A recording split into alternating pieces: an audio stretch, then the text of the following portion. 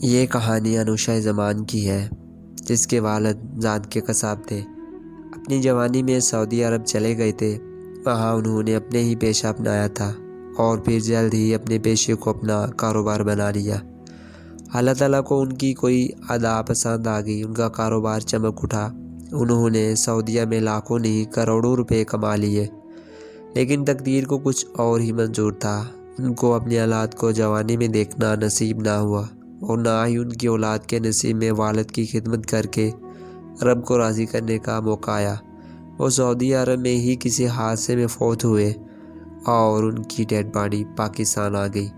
ان کی موت سے فارغ ہونے کے بعد ان کا سب سے بڑا بیٹا، جو حال ہی میں 18-19 سال کا ہوا تھا، اس نے جعل سازی کر کے اپنی عمر بڑھا کر سعودی عرب کا ویزا حاصل کر لیا اور وہاں جا کر والد کے کاروبار کو سنبھال لیا۔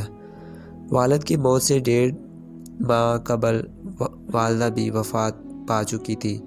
گھر میں اب منزلہ بائی، ایک بہن اور ایک معصوم 6 سال کا بھائی رہ گیا تھا۔ منزلہ بائی اتنا سمجھدار نہیں تھا، مگر بہن نے ماں کی مکمل جگہ سنبھال لی تھی۔ گھر میں مال و دولت کی کوئی کمی نہیں تھی، اس لیے مالی مشکلات کا سامنا بالکل بھی نہیں کرنا پڑا تھا۔ اپنے چھوٹے بھائی کی پرورش وہ ایک ماں کی طرح بلکہ ماں سے بھی بڑھ کر رہی تھی۔ اس کے ساتھ ساتھ گھر کے کاموں میں اور باہر لوگوں کے ساتھ تعلق رکھنے میں اپنے منجلے بھائی کی رہنمائی بھی کرتی رہتی۔ مختصر یہ کہ اس نے اپنے گھر کو گھر کی خاتون ہی گھر کا مرد بن کر سنبھال لیا تھا۔ اس کی پھپھو عرصہ دراز سے اس کو کہہ رہی تھی کہ گھر کا زیور میرے پاس رکھوا دو، قیمتی چیز ہے، تم سے نہیں سنبھالی جائے گی۔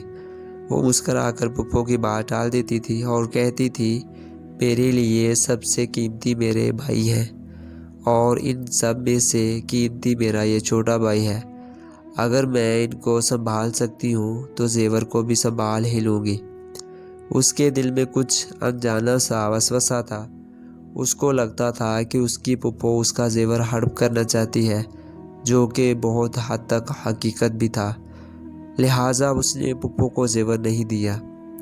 پھپھو کو موقع کی طاق میں تھی کہ کسی نہ کسی طرح وہ زیور ہاتھ آنا ہے، اور پھر اسے وہ موقع مل ہی گیا۔ پھپھو نے اپنی بیٹی کی شادی پر پہنانے کے لیے عارضی طور پر زیور مانگا۔ انوشا نے انکار کیا تو پھپھو نے اس کے منجلے اور بڑے بھائی کو کہہ کہلوا کر زیور لے لیا۔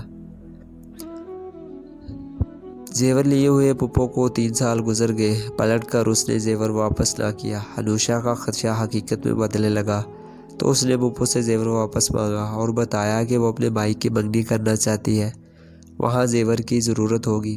اس کی پھپھو ٹال مٹول سے کام لینے لگی۔ کبھی کہتی رشتہ دیکھو، کبھی کہتی زیور منگوا رہی ہوں، کبھی کہتی زیور فلاں جگہ پر پڑا ہے۔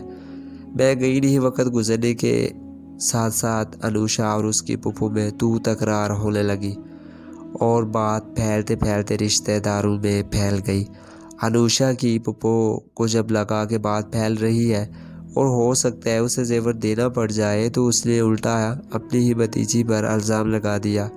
اس نے بتایا کہ میں نے تو اس کو زیور کافی عرصہ پہلے کا واپس کر دیا ہے، اس نے یقیناً وہ زیور کسی اپنے عاشق کو دے دیا ہوگا اور اب مجھ پر بہتان باندھ رہی ہے۔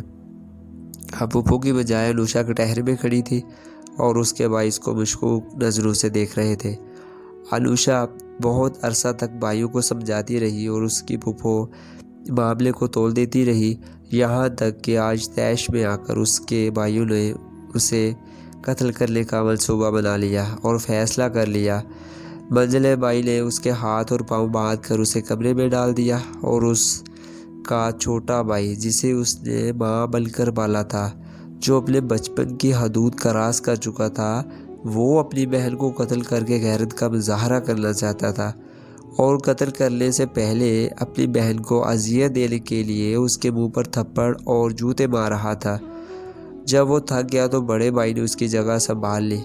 وہ بار بار اپنی بہن سے اس کے عاشق کے متعلق پوچھتے رہے اور وہ بار بار یہی سمجھاتی رہی کہ پھپھو کبھی ماں نہیں ہوتی، لیکن وہ چاہ کر بھی اپنے بھائیوں کو نہ سمجھا سکی۔ یہاں تک کہ اس کے پیٹ میں جب خنجر کا پہلا وار کیا گیا تو اس نے اپنے بھائیوں کو یہ بتایا کہ تمہارا زیور پھپھو کے پاس ہی ہے۔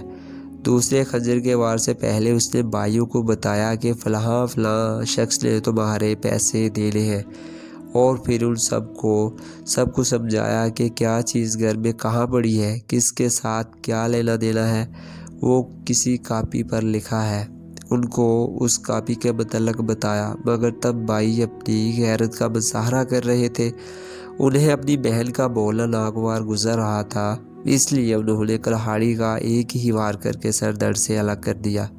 یوں انہوں نے اپنی اس بہن کو مار دیا جس نے ان کی خاطر اپنا آپ مار دیا تھا، جس نے اپنے بھائیوں کی کامیابی کو ہی اپنی کامیابی سمجھ لیا تھا، اپنے بھائیوں کی خوشی کو اپنی خوشی سمجھ لیا تھا، اور اپنے بھائیوں کی زندگی کو ہی اپنی زندگی سمجھ لیا تھا۔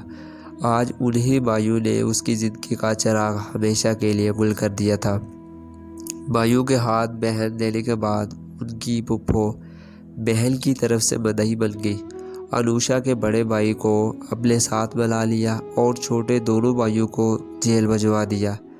آج چھوٹے بھائیوں کو اپنی غلطی کا احساس ہو چکا، مگر آج ان کو معافی دینے والا اور معاف کرنے کا کوئی تیار نہیں تھا۔ شاید اگر روحوں کا دنیا میں آنا ممکن ہوتا تو ان کی بہن کی روح آ کر ان کو معاف کر دیتی، مگر اب ایسا نہیں ہو سکتا۔ البتہ جیل میں قید اپنے ساتھیوں کو وہ یہ بات بتاتے ہیں کہ ہماری بہن واقعی ٹھیک کہتی تھی، پھپھو کبھی ماں نہیں ہو سکتی، اور انوشا کی اس بات سے میں بھی 101% متفق ہوں کہ پھپھو کبھی بھی ماں نہیں ہو سکتی۔ ماں کا لیبل بدل کوئی بھی نہیں ہو سکتا۔